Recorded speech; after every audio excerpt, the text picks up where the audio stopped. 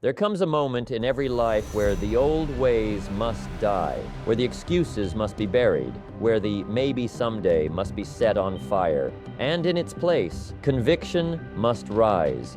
Not the kind of shallow conviction that flickers when tested, but the kind forged in the furnace of purpose, the kind that says, I am all in, not halfway, not until it gets hard, not until someone doubts me, all in. You were not born to tiptoe through life. You were not designed to live with one foot in safety and one in possibility. The great ones knew this, every titan of history, every visionary who carved their name into time's stone walls. They burned the boats. Hernán Cortés did it when he landed in Mexico. He turned to his men and gave the command that would burn comfort to ash, destroy the ships. There would be no retreat, only victory or death. And with nothing to fall back on, they surged forward with the force of destiny.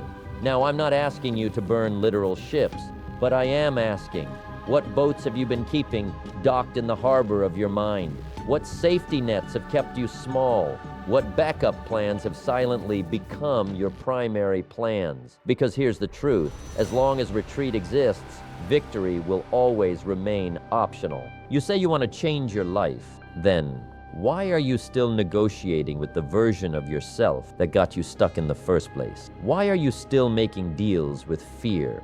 Comfort is a slow death, and regret is the ghost of your unlived life, haunting the halls of your mind, whispering what could have been if only you had the guts to commit. You don't need more time. You don't need more motivation.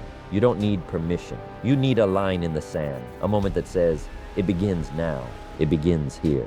Every victory begins with a shift in mindset, not in your bank account, not in your circumstances, not in your followers or your luck. It begins in how you think, because your thoughts are the architects of your future. The world isn't happening to you. It's responding to you. Your life is a mirror, reflecting back the energy, the effort, the belief you bring into it. Edison failed 1,000 times before the light bulb lit, but to him, it was never failure. It was data. It was movement. Progress masked in the costume of defeat. He didn't pack up and go home. He didn't say, maybe I'm not cut out for this. He burned the boats of doubt and said, I will find a way, or I will make one. That is belief, not blind hope, but faith tied to action. The knowing that if I stay in motion, the mountain will move. And if you don't believe yet, then borrow belief. Study the lives of those who started with nothing and built empires. Carnegie had no formal education. Disney was told he lacked imagination. Oprah was fired from her first TV job. Lincoln lost more elections than he won, but they had clarity, vision, and above all, they refused to turn back. They weren't born chosen.